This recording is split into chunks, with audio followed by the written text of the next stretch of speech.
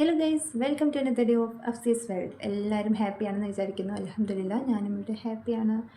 ഇപ്പോൾ രാവിലെ ഒരു സമയം 9:15 എനിക്ക് 10:00 അപ്പോയിൻമെൻ്റ് ഉണ്ട്. ഇപ്പോൾ റീസെൻ്റ്ലി ദിസ് മന്ത് ഫുള്ളെന്ന് തന്നെ പറയാം.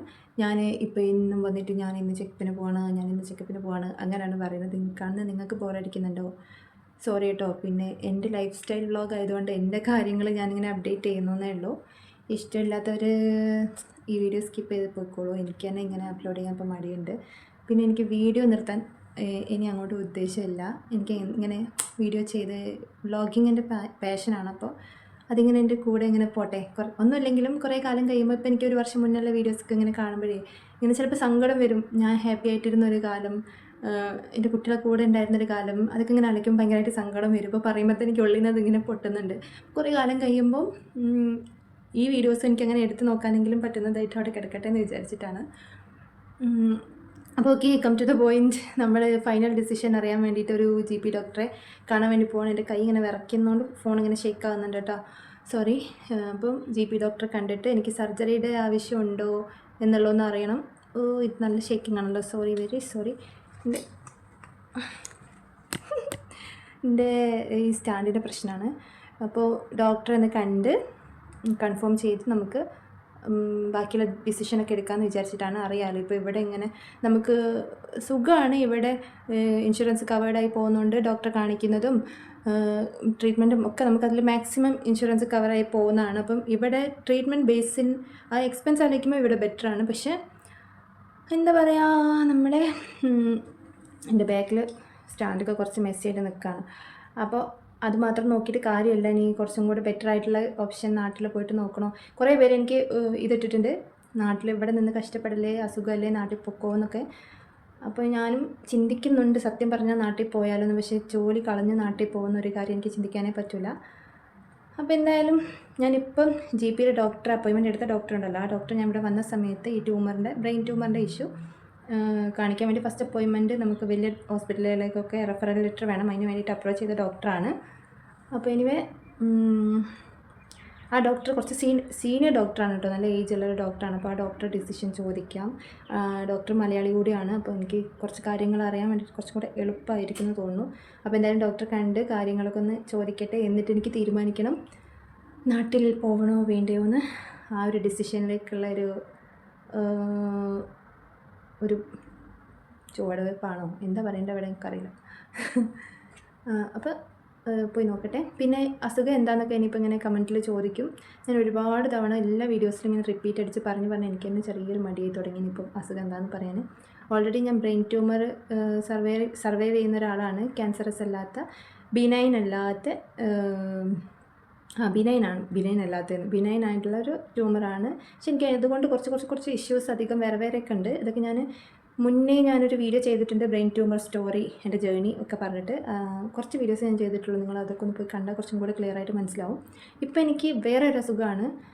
ഞാൻ ഇതിൻ്റെ മെഡിക്കൽ ടേം പറഞ്ഞുതരാം. സ്പോഞ്ചിഫോമഡ് ഹൈപ്പോഎക്കോയിക് ലീഷൻ, അതാണ് എൻ്റെ പ്രശ്നം. അപ്പോൾ അത്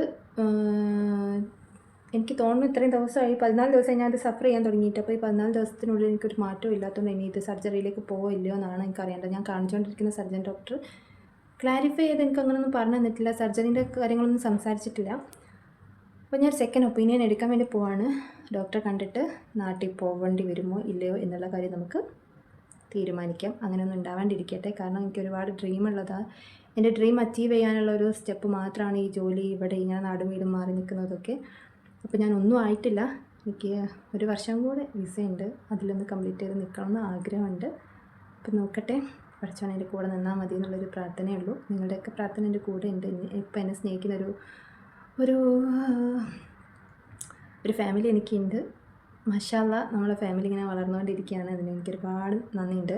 ഒരുപാട് സബ്സ്ക്രൈബേഴ്സ് വരുന്നുണ്ട്, എന്നെ ഇഷ്ടപ്പെടുന്നവരുണ്ട്, എനിക്ക് വേണ്ടി പ്രാർത്ഥിക്കുന്നവരുണ്ട്. കമൻസൊക്കെ വായിക്കുമ്പോൾ ഭയങ്കര സന്തോഷമുണ്ട് കേട്ടോ. ഇനി സമയം കളയുന്നില്ല, പെട്ടെന്ന് പോകാം. ഡോക്ടർ അപ്പോയിൻമെൻറ്റ് 10:30ക്കാണ് ഇനി സംസാരിച്ചിരുന്നത്. ചിലപ്പോൾ 10:30ക്ക് ഡോക്ടറെ കിട്ടാൻ പാടാണ്. അപ്പോൾ ഞാൻ കുറച്ച് പാടുപെട്ടിട്ടുണ്ട് ഇന്ന് എനിക്ക് അപ്പോയിൻമെൻറ്റ് കിട്ടാൻ. പോയിട്ട് കാര്യങ്ങളൊക്കെ എന്താണെന്ന് നോക്കാം. Stay tune. 10:15 ആയപ്പോൾ ഞാൻ ക്ലിനിക്കിലെത്തിയിട്ടോ. നല്ല രസമല്ലേ പുറത്തേക്ക് കാണാൻ. പുറത്ത് ഫുള്ള് മുല്ലച്ചെടികളാണ്. വരുന്ന വഴിയിലൊക്കെ അവരതങ്ങനെ നട്ട് പിടിപ്പിച്ചിട്ടുണ്ട്. നല്ല ഭംഗിയുണ്ട്. ചെടിയിൽ നിറച്ച മുല്ലപ്പൂക്കളും ഉണ്ട്. കാണാൻ നല്ല രസമുണ്ട് കേട്ടോ. ഞാൻ ഡോക്ടർ ഷാഹുലിനെയാണ് കാണാൻ വന്നിരിക്കുന്നത്. സീനിയർ ഡോക്ടറാണ്.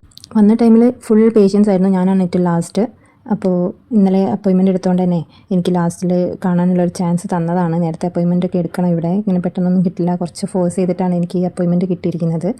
കുറച്ച് ടെൻഷൻ ഉണ്ട്. അതാണ് എൻ്റെ മുഖം ഇങ്ങനെ പത്തിരി പോലെ വീർത്തിരിക്കുന്നത്. നല്ല സങ്കടമുണ്ട്. കരയണോ ചിരിക്കണോ എന്നുള്ളൊരു അവസ്ഥയിലാണ്.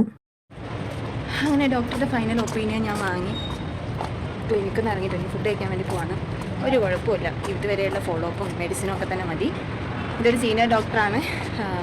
അപ്പോൾ ആ ഡോക്ടർ ഒപ്പീനിയൻ ഞാൻ എന്തായാലും വാല്യൂ ചെയ്യുന്നു. അതിനനുസരിച്ച് തന്നെ പോവാം. മെഡിസിന് ഇപ്പോൾ ഉള്ളതൊക്കെ മതി. ഫോളോ അപ്പ് കറക്റ്റ് ചെയ്യണം. അതൊന്ന് 6 മന്ത് കൂടുമ്പോൾ ഫോളോ അപ്പ് ചെയ്യണം തന്നെയാണ് ഈ ഡോക്ടർ പറഞ്ഞിരിക്കുന്നത്. അതെന്തായാലും ഞാൻ ചെയ്യും. ഇനി ഒന്ന് പോയിട്ട് ഫുഡ് കഴിക്കട്ടെ. രാവിലെ ഒന്നും കഴിച്ചില്ല. ഇതത്ര വലിയ അസുഖമല്ലാന്ന് എനിക്കറിയായിരുന്നു. പക്ഷേ എപ്പോഴോ ഏതോ ഒരു പോയിന്റിൽ എൻ്റെ ഉള്ളിൽ വല്ലാത്തൊരു പേടി തോന്നി. ഞാൻ എൻ്റെ ക്ലിനിക്കിലെ ഡോക്ടേഴ്സൊക്കെ ആയിട്ട് ഡിസ്കസ് ചെയ്തതായിരുന്നു. അവരൊക്കെ പറഞ്ഞത് പേടിക്കാനില്ല, ഇത് വളരെ ബിനൈൻ ആയിട്ടുള്ളൊരു കാര്യമാണെന്നാണ് തോന്നുന്നത്. പക്ഷേ ഇത് ക്ലാസിഫൈ ചെയ്യാൻ ഫർദറായിട്ടുള്ള വേറെ MRIs, മാമോഗ്രാം പോലെയൊന്നും ഇതുവരെ ചെയ്തിട്ടില്ല കേട്ടോ. എനിക്ക് ഉറക്കത്തിൽ ഒരു പോയിന്റ് എത്തുമ്പം നല്ല ഡീപ്പ് സ്ലീപ്പിലേക്ക് പോയി കഴിഞ്ഞതിന് ശേഷം ശ്വാസം കിട്ടാത്ത പോലെ ഞാൻ എഴുന്നേൽക്കുന്നു. പിന്നെ നെഞ്ചിങ്ങനെ ഓവറായിട്ട് മിടിക്കുന്ന പോലെ നല്ല രീതിക്ക് ഞാൻ ഹാർട്ട് ബീറ്റ് അറിയുന്നുണ്ടായിരുന്നു. അത് ഞാൻ കുറേ ദിവസങ്ങളായിട്ട് ഇങ്ങനെ ശ്രദ്ധിക്കുന്നുണ്ട്. അപ്പോഴേക്കും ഞാൻ വിചാരിക്കും ഞാൻ എന്തെങ്കിലും സ്വപ്നം കണ്ട് എഴുന്നേൽക്കുന്നതിൻ്റെ ആവാം. എന്തോ എനിക്കത് ഭയങ്കരമായിട്ട് ബുദ്ധിമുട്ടായി. പിന്നെ ഞാനത് എൻ്റെ ഫ്രണ്ടിൻ്റെ അടുത്ത് ഷെയർ ചെയ്തു. അപ്പോൾ അവൾ പറഞ്ഞു എന്തായാലും ഒരു ഡോക്ടറെ കണ്ടിട്ട് കാര്യങ്ങളൊന്ന് ക്ലാരിഫൈ ചെയ്യേ, ഇങ്ങനത്തെ ബുദ്ധിമുട്ടൊക്കെ വെച്ച് നിൽക്കല്ലേന്ന്. അതുകൊണ്ടാണ് പിന്നെ ഞാൻ ഒന്നൊരു ഡീറ്റെയിൽ ആയിട്ടുള്ള ഒരു ഒപ്പീനിയൻ എടുക്കാമെന്ന് തന്നെ തീരുമാനിച്ചത്. ഡോക്ടറായിട്ട് ഞാൻ ഷെയർ ചെയ്തപ്പോൾ ഡോക്ടർ എന്നോട് ഇങ്ങോട്ട് ചോദിച്ചു പാനിക് അറ്റാക്ക് എങ്ങാനും ഉണ്ടായ ഹിസ്റ്ററി ഉണ്ടാവുന്നു. അപ്പോൾ ഞാൻ പറഞ്ഞു എനിക്ക് പലതവണ നാട്ടിൽ നിന്ന് ഉണ്ടായിട്ടുണ്ട്. അങ്ങനെയുള്ളവർക്ക് ഇങ്ങനത്തെ ഒരു ഇഷ്യൂ പിന്നീട് കാണാറുണ്ട്. സാരമില്ല, നമുക്ക് അതിനൊക്കെ ട്രീറ്റ്മെൻറ്റ് എടുക്കാമെന്നാണ് പറഞ്ഞത്. ഞാൻ എൻ്റെ പാസ്റ്റ് ലൈഫിൽ എനിക്ക് ഗിഫ്റ്റായിട്ട് കിട്ടിയതാണ് ആ പാനിക് അറ്റാക്ക്. ഒരുപാട് സ്ട്രെസ്സും സ്ട്രഗിളും മാത്രമുള്ള ഒരു പീരീഡ് ഉണ്ടായിരുന്നു എനിക്ക്. ഇപ്പോഴും എനിക്കത് ആലോചിക്കുമ്പോൾ ഭയങ്കര ടെൻഷനാണ്. എന്തായാലും എല്ലാം റിക്കവർ ആവും, എന്തൊക്കെയോ ഒരു പ്രതീക്ഷയുണ്ട്. ഞാനൊരു പോയിന്റിൽ എല്ലാം കയ്യിൽ നിന്ന് പോയി എന്ന് വിചാരിച്ച് പോയൊരു ടൈം ഉണ്ടായിരുന്നു. ഗൈസ്, അങ്ങനെ ഞാൻ റൂമിലെത്തിയിട്ടുണ്ട്. അൽഹംദുലില്ലാ, ഡോക്ടർ പറഞ്ഞത് ഇപ്പോഴത്തെ കണ്ടീഷനിൽ സർജറീൻ്റെ ആവശ്യമില്ല, നോക്കാം, പിന്നെ ഫോളോ അപ്പ് എടുക്കണം. സർജൻ ഡോക്ടർ തന്ന മെഡിസിൻസ് എല്ലാം കണ്ടിന്യൂ ചെയ്ത് പോകണം. പിന്നെ ഓരോ സിംറ്റംസും പുതിയത് ഉണ്ടാകുന്ന സമയത്ത് ഡോക്ടറായിട്ട് ഷെയർ ചെയ്യണമെന്നാണ് പറഞ്ഞത്. പിന്നെ ഈ GP ഡോക്ടറെയും കൂടെ ഒന്ന് കൺസൾട്ട് ചെയ്തുകൊണ്ടിരിക്കാൻ പറഞ്ഞിട്ടുണ്ട്. ഫോളോ അപ്പ് അവിടെയും വേണം, സർജൻ ഡോക്ടറെയും കൂടെ വേണം. പിന്നെ നമുക്ക് എന്തെങ്കിലും പുതിയ സിംറ്റംസ് ഉണ്ടാകുമ്പോഴൊക്കെ ഡോക്ടറായിട്ട് ഷെയർ ചെയ്യണം. പിന്നെ കുറേ കാര്യങ്ങൾ ഡോക്ടർ എൻ്റെ അടുത്ത് ഇങ്ങോട്ട് ചോദിച്ചിട്ടുണ്ട്. തൽക്കാലം എനിക്ക് അങ്ങനത്തെ ഇഷ്യൂസ് ഒന്നും ഇല്ല. എൻ്റെ ബ്രെയിൻ ട്യൂമർ സംബന്ധിച്ചിട്ടുള്ള ഇഷ്യൂസൊക്കെ ചോദിച്ചിട്ടുണ്ടായിരുന്നു. എനിക്ക് അങ്ങനെയൊന്നും ഇല്ല, അൽഹംദുലില്ലാ. അങ്ങനത്തെ സ്റ്റേജിലൊക്കെയാണ് ഇപ്പം നമ്മൾ സർജറി എന്നുള്ളത്. ഇപ്പം ബ്രെയിൻ ട്യൂമറിൻ്റെ കേസിലാണെങ്കിലും ഇപ്പോഴുള്ള എൻ്റെ ബ്രസ്റ്റ് പെയിൻ ഇഷ്യൂവിലാണെങ്കിലും വേണ്ടി വരിക എന്നുള്ളതാണ് പറഞ്ഞത്. ഇപ്പം അതൊന്നും ഇല്ല, ഞാൻ ഓക്കെയാണ്. പിന്നെ എനിക്കൊരു വിറ്റമിൻ D മെഡിസിൻ മാത്രമാണ് ഡോക്ടർ സജസ്റ്റ് ചെയ്തത്. പിന്നെ പുറത്ത് പോകണം, വർക്കൗട്ട് ചെയ്യാന്ന് വെച്ചാൽ എനിക്ക് തടി കുറയാൻ പറ്റില്ല, വർക്കൗട്ടൊന്നും ചെയ്യേണ്ട അങ്ങനെയാണ് പറഞ്ഞത്. ഞാൻ അത്ര ഹെവി തടി ഇല്ലെന്നാണ് ഡോക്ടർ വാദം. പക്ഷേ എനിക്ക് എൻ്റെ ഈ തടി ഓവർ വെയിറ്റ് ആണ് കേട്ടോ. ഞാൻ ശ്രമിച്ചിട്ടുണ്ട്, അപ്പോഴേക്കും എനിക്ക് പ്രൊലാക്റ്റിനോമ ഹൈ ആയിട്ട് ഇഷ്യൂ ആയിട്ട് നിർത്തേണ്ടി വന്നിട്ടുള്ളൂ. ഒരു 5 ദിവസം 3 ദിവസമൊക്കെ എനിക്ക് വർക്കൗട്ട് ചെയ്യാൻ പറ്റുള്ളൂ. പക്ഷേ എന്നോട് പറഞ്ഞു വളരെ സ്ലോ ആയിട്ട് പുറത്തൊക്കെ നടക്കാൻ പോവുക. ഇപ്പം ക്ലൈമറ്റ് ഹൈ ടെമ്പറേച്ചർ ആയതുകൊണ്ട് മോർണിംഗ് ആണ് എടുക്കാൻ പറഞ്ഞത്. വാക്കിങ്ങിന് പോകാൻ ഒരു അരമണിക്കൂറെങ്കിലും നടക്കാൻ, സ്ട്രെസ് റിലീഫ് ആവാൻ വേണ്ടിയിട്ടാണ്. പിന്നെ എനിക്കെന്ന് വെച്ചാൽ ഇപ്പം ഫീവർ ഉണ്ട്. അപ്പം ഫീവർ ഉള്ളതുകൊണ്ട് പക്ഷേ പ്രത്യേകിച്ച് മെഡിസിൻ എക്സ്ട്രാ ഒന്നും എടുക്കേണ്ടെന്നാണ് പറഞ്ഞത്. ഉള്ള മെഡിസിനൊക്കെ മതി, ആൻറ്റിബയോട്ടിക്സ് ഒക്കെ കഴിക്കുന്നുണ്ടെന്നാണ് പറഞ്ഞത്. അപ്പോൾ അതൊക്കെ നോക്കട്ടെ, എന്നിട്ട് ഓക്കെ ആവാൻ നോക്കാം. എന്നിട്ടും കുറവില്ലെങ്കിലല്ലേ അപ്പോൾ നോക്കാമെന്നാണ് ഡോക്ടർ പറഞ്ഞത്. ഡോക്ടറെ സംസാരം ഭയങ്കര പോസിറ്റിവിറ്റി തരും കേട്ടോ. അപ്പോൾ അതുകൊണ്ടാണ് ഞാൻ ആ ഡോക്ടറെ ഇപ്പോൾ പ്രിഫർ ചെയ്തത്. നാട്ടിൽ പോകുന്നതിന് മുന്നേ എൻ്റെ സ്വന്തം ഇഷ്ടപ്രകാരം ജോലിയിൽ നിന്ന് മാറി നിന്ന് നാട്ടിൽ പോയി നിൽക്കുന്നതിന് നല്ലത് ഇവിടെ ഒരു ഡോക്ടറോട് ചോദിച്ചിട്ട്, സീനിയർ ഡോക്ടറോട് ചോദിച്ചിട്ട് ഡിസിഷൻ എടുക്കാമെന്ന് ഞാൻ ഇന്നലെയാണ് തീരുമാനിക്കുന്നത്. ഇന്ന് അപ്പോയിൻമെൻറ്റ് കിട്ടി. കുറച്ച് കഷ്ടപ്പെട്ടിട്ടാണ് അപ്പോയിൻമെൻറ്റ് കിട്ടിയത്. എന്നാലും കിട്ടി, കാര്യങ്ങൾ അറിഞ്ഞു. ഒരു വലിയൊരു മനസ്സമാധാനത്തോടെയാണ് ഞാനിപ്പോൾ ഇരിക്കുന്നത്. നല്ലൊരു ടെൻഷൻ ഉണ്ടായിരുന്നു. ഇപ്പോൾ കുറച്ച് ഓക്കെയാണ്. കുറച്ച് ഞാനും കൂടി ട്രൈ ആക്കണം. എനിക്ക് നല്ല രീതിക്ക് ടെൻഷൻ വരുന്ന സമയത്ത് ഞാൻ പറഞ്ഞല്ലോ വീഡിയോയിൽ, ഈ കുറേ തവണയായിട്ട് എനിക്ക് ഈ സംഭവം ഉണ്ടായിരുന്നു, പാനിക് അറ്റാക്ക്. നാട്ടിൽ നിന്ന്, കാരണം എൻ്റെ പാസ്റ്റ് ലൈഫ് എനിക്ക് തന്ന ഗിഫ്റ്റാണത്, പാനിക് അറ്റാക്ക്. അതിപ്പം റീസെൻ്റ്ലി ഞാൻ ഹെവി ആയിട്ട് നല്ല രീതിക്ക് ടെൻഷൻ അടിച്ചിട്ടുണ്ടായിരുന്നു. അതും കൂടെ ഇതിനെ എഫക്റ്റ് ചെയ്തിട്ടുണ്ട്, ഈ അസുഖത്തിനെ എഫക്റ്റ് ചെയ്തിട്ടുണ്ട്. അപ്പോൾ ആ ഒരു ടെൻഷൻ കാരണമാണ് എനിക്കിപ്പം ഉറക്കത്തിൽ വരെ ഓവറായിട്ട് ഹാർട്ട് ബീറ്റ് വരുന്നതെന്നാണ് പറഞ്ഞത്. അപ്പോൾ അതൊക്കെ ഒന്ന് മാറിക്കിട്ടാൻ വേണ്ടിയിട്ട് ആണ് ഇപ്പോൾ എൻ്റെ അടുത്ത് വിറ്റമിൻ D എടുക്കാനും. അത് വിറ്റമിൻ D എന്നൊക്കെ കേട്ടിട്ട് ഈ വീഡിയോ കേട്ടിട്ട് ആരും സ്വന്തമായിട്ട് ട്രീറ്റ്മെൻറ്റിനൊന്നും പോവല്ലേ. ഇതൊക്കെ ഒരു ഡോക്ടറുടെ ഇതിനനുസരിച്ചിട്ട് നമ്മൾ ചെയ്യാൻ പാടുള്ളൂ. അപ്പോൾ അങ്ങനത്തെ കുറച്ച് കാര്യങ്ങൾ മെഡിസിനൊക്കെ എനിക്ക് തന്നിട്ടുണ്ട്. എനിക്കിപ്പോൾ അതൊക്കെ ഇതിൽ പറയാൻ പേടിയാണ്. കാരണം കുറേ ആൾക്കാർ ഇങ്ങനെ ഞാനുമായിട്ട് റിലേറ്റഡ് ആയിട്ട് ഇങ്ങനെ കുറേ സിംറ്റംസ് ഉണ്ട്, അതിങ്ങനെ എനിക്കിങ്ങനെയാണോ ചോദിച്ചിട്ട് എന്നോട് ചോദിക്കുന്നുണ്ട്. എൻ്റെ കാര്യം തന്നെ എനിക്കൊരു ധാരണ കിട്ടുന്നില്ല ഗൈസ്. പിന്നെ ഇങ്ങനെ ഞാൻ നിങ്ങളെയൊക്കെ കാര്യങ്ങൾ പറഞ്ഞു തരും. ഞാൻ അവരോടൊക്കെ പറയില്ല ഡോക്ടർ കൺസൾട്ട് ചെയ്യുന്നതാണ്. എനിക്കിങ്ങനെ സിംറ്റംസ് പറഞ്ഞു തന്നിട്ട് അതിങ്ങനെയാണോ, ഇത് അസുഖമാണോ, അത് ഇതുമായിട്ട് ബന്ധമുണ്ടോ ചോദിച്ചാൽ എനിക്കറിയില്ല. പക്ഷേ എനിക്ക് മനസ്സിലാകുന്നുണ്ട് നിങ്ങളുടെ മാനസിക സ്ഥിതി. ഇപ്പോൾ എനിക്കിങ്ങനെ ഒരു അസുഖം വന്ന് ഞാൻ ഒരു ഉത്തരം കിട്ടാത്തൊരു സ്റ്റേജിലായപ്പോഴും ഞാനും ചിന്തിച്ചിട്ടുണ്ട് ആരോടെങ്കിലും ചോദിച്ചാലോ എന്ന്. പക്ഷേ അങ്ങനെ ചെയ്യേണ്ട, നമുക്ക് ഡോക്ടേഴ്സ് ഉണ്ടല്ലോ, പിന്നെ എന്തിനാണ് ഡോക്ടേഴ്സ്, അവരോട് ചോദിക്കുക, കാര്യങ്ങളൊക്കെ അറിയാം. അവർ പറയുന്ന പോലെ മെഡിക്കേഷൻസ് എടുക്കുക, പിന്നെ ഹെൽത്ത് ഇമ്പ്രൂവ് ആക്കാൻ വേണ്ടി നല്ലപോലെ മെഡിസിൻ കുടിക്കാനും ഫുഡ് കഴിക്കാനും ചെറുതായിട്ട് നടക്കാനും വെള്ളം കുടിക്കാനും ഒക്കെ പറഞ്ഞിട്ടുണ്ട്. പിന്നെ എനിക്ക് കുറച്ച് കാര്യങ്ങൾ എൻഗേജ്ഡ് ആയിട്ട് ഇരിക്കണം. പിന്നെ ഈ വീഡിയോസ് ഇപ്പോൾ കണ്ടിന്യൂസ് ആയിട്ട് ചെയ്യുന്ന തന്നെ എനിക്കൊന്ന് എൻഗേജ്ഡ് ആവണം എന്നുള്ളൊരു മൈൻഡ് കൊണ്ടാണ്. ഭയങ്കരമായിട്ട് ഡൗൺ ആയി പോയതായിരുന്നു. ഇപ്പോൾ നാട്ടിൽ പോയി വന്നത്, നാട്ടിൽ പോയി വന്നതുകൊണ്ടല്ല, വേറെ കുറച്ച് കാര്യങ്ങളൊക്കെ ഉണ്ടായിരുന്നു. അപ്പോൾ ഇങ്ങനെ ഇതിൽ പറയാൻ പറ്റില്ലല്ലോ എന്നുള്ളതുകൊണ്ടാണ്. ഞാൻ ഓക്കെ ആയി വരുന്നുണ്ട്, മെൻ്റലി ഫിസിക്കലി ഒക്കെ ഓക്കെ ആവാൻ ഞാൻ ശ്രമിക്കുന്നുണ്ട്. പലപ്പോഴും ഞാൻ ഓക്കെ ആണെന്ന് അഭിനയിക്കുന്നുണ്ട്. അങ്ങനെയൊക്കെയാണ്, റെഡിയായി വരും. എനിക്ക് ഡോക്ടർ പറഞ്ഞപ്പോഴാണ് എനിക്ക് റിലേറ്റ് ചെയ്യാൻ പറ്റുന്നത്. എനിക്കിതുപോലെ വിറ്റമിൻ ഡിൻ്റെ ഇഷ്യൂ വന്നപ്പോഴും സെയിം എനിക്ക് ഫുൾ ബോഡി പെയിൻ എനിക്ക് ഫീൽ ചെയ്തിട്ടുണ്ടായിരുന്നു, ഒരു ഫീവർ ഫീലിംഗ് ഉണ്ടായിരുന്നു. ഇവിടെ കട്ട വെയിലാന്ന് പറഞ്ഞിട്ട് കാര്യമില്ല, നമുക്കിവിടെ കാര്യമായിട്ട് വിറ്റമിൻ ഡി കിട്ടുന്നില്ല. അപ്പോൾ നോക്കട്ടെ, നല്ലപോലെ പ്രോട്ടീൻസൊക്കെ കഴിച്ച് വിറ്റമിൻ ഡി അതിൻ്റെ കൂടെ വീക്ക്ലി വൺസ് കഴിക്കാനൊക്കെ പറഞ്ഞത്. അപ്പോൾ അതൊക്കെ കഴിച്ച് ഞാനൊന്ന് സെറ്റായിട്ട് വരും. ഡെയിലി എൻ്റെ കാര്യങ്ങൾ അപ്ഡേറ്റ് ചെയ്യുക. കുറേ പേര് എന്നോട് പറയുന്നുണ്ട് ഡെയിലി വീഡിയോ ഒക്കെ ചെയ്യാൻ ഇഷ്ടം കൊണ്ടാണെന്ന് അറിയാം. എല്ലാവരുടെ പ്രാർത്ഥനയുണ്ട്, സന്തോഷമുണ്ട്. ആ കാര്യം ഞാൻ റിപ്പീറ്റ് അടിച്ച് പറയുന്നത് ശരിക്കും സിൻസിയറായിട്ട് ഞാൻ ആ കാര്യത്തിൽ സന്തോഷിക്കുന്നുണ്ട് കേട്ടോ. അതുകൊണ്ടാണ്. പിന്നെ ജോബിനെ കുറിച്ചൊക്കെ വീഡിയോ ചെയ്യുമെന്ന് ചോദിച്ചിട്ടുണ്ട്, ഞാൻ ചെയ്യാം. കുറച്ച് സമയം വേണം, ഞാനൊന്ന് മെൻ്റലി കൂടി ഓക്കെ ആയി വരട്ടെ. മെഡിസിൻ കഴിക്കുന്നുണ്ട്. മെഡിസിൻ എനിക്ക് ഡോസ് കൂട്ടി തന്നുകൊണ്ട് അതിൻ്റെ കുറച്ച് ഇഷ്യൂസ് ഉണ്ട്. എണീറ്റ് ശരിക്കും നടക്കാൻ പറ്റാത്തൊരു ബുദ്ധിമുട്ടുണ്ട്. നല്ലപോലെ ഫുഡ് കഴിക്കണം എന്നുള്ളൊരവസ്ഥയിലേക്ക് ഞാൻ എന്നെ തന്നെ പുഷ് ചെയ്തുകൊണ്ടിരിക്കുകയാണ്. ഒക്കെ റെഡിയാവും. Better days are coming. ഞാൻ ട്രൈ ചെയ്യുന്നുണ്ട്. ഇതുവരെ തന്ന സപ്പോർട്ടിനൊക്കെ നന്ദി. ഇനി അങ്ങോട്ട് സപ്പോർട്ട് ഉണ്ടാവണം. വീഡിയോ ഇഷ്ടപ്പെടുന്നുണ്ടെങ്കിൽ ലൈക്ക് ചെയ്യുക, നിങ്ങളുടെയൊക്കെ സജഷൻസ് എന്നെ അറിയിക്കുക. അതൊക്കെ എനിക്ക് സന്തോഷം തരുന്നുണ്ട് കേട്ടോ. ഇനിയിപ്പോൾ എന്തെങ്കിലും വീഡിയോസ് വേണമെങ്കിലും എന്നെക്കുറിച്ച് വേറെ എന്തെങ്കിലുമൊക്കെ അറിയണമെന്നുണ്ടെങ്കിലൊക്കെ, എന്നുവെച്ചാൽ ഒരുപാട് പേഴ്സണലായിട്ടുള്ള കാര്യങ്ങൾ പേഴ്സണലായിട്ട് വെക്കാൻ ആഗ്രഹിക്കുന്ന ആളാണ്. അങ്ങനത്തെ ഒന്നും ചോദിക്കരുത്.